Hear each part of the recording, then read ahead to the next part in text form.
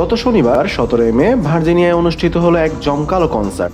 এক সন্ধ্যায় এক মঞ্চে বাংলা লোকগীতি ও রক সঙ্গীতের এক অনন্য মেলবন্ধন। যুক্তরাষ্ট্রের বিভিন্ন প্রান্ত থেকে Washington DC, North Carolina, Pennsylvania, West ভার্জিনিয়ার সঙ্গীত প্রেমীরা ভিড় করেন এই ব্যতিক্রমী কনসার্টে।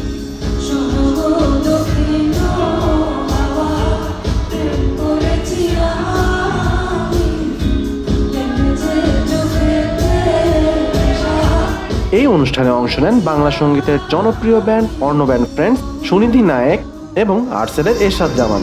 তাদের সাথে পারফর্ম করে একটি 15 সদস্যের ব্যান্ড দল, যারা ফোক, ফিউশন ও রক সঙ্গীতকে একাকার করে দর্শকদের মাতিয়ে তোলে। সন্ধ্যা 6টা থেকে গেট খোলার পর 7:30 মূল অনুষ্ঠান শুরু হয়।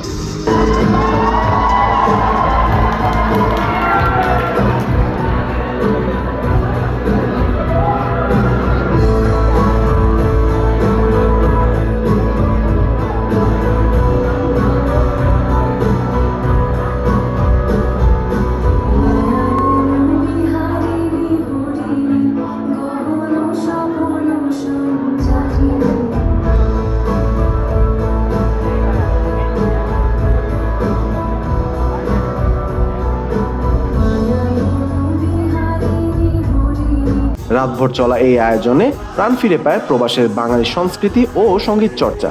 অনুষ্ঠানে শুভেচ্ছা বক্তব্য রাখেন আয়োজক প্রতিষ্ঠান A to Z এর প্রতিষ্ঠাতা তানভীর আজিজ। নিজেদের জন্য একটা হাত তালি, আপনারা যে ধৈর্য সহকারে ওয়েট করেছেন, অনেক ধন্যবাদ। আমরা বাংলাদেশিরা আজকে প্রুভ করে দিয়েছি ধৈর্য সহকারে করলে সবকিছু ম্যানেজেবল। খুব সুশৃঙ্খল ভাবে আপনারা করেছেন।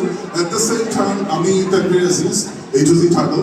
আমার এখানে রিয়েল এস্টেট ফ্র্যাটার্নিটি থেকে আরো অন্যান্য যারা আছেন সবাই সাপোর্ট করছেন এত বড় একটা ইভেন্ট করার জন্য। Just to let you know, এটি নর্দার্ন ভার্জিনিয়ার সবচেয়ে বড় ইভেন্ট এবং sold out. It's all because of you. Thank you. প্রায় 1100 মানুষ এখানে বসে আছেন। Thank you. আপনাদের সাপোর্টটা পেলে আমরা অনেক বড় করতে পারবো। Again signing of.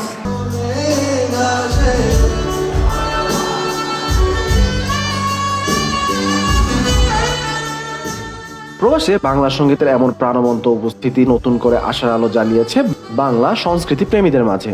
অনুষ্ঠানটির মিডিয়া পার্টনার ছিল চ্যানেল ওয়াশিংটন বাংলা।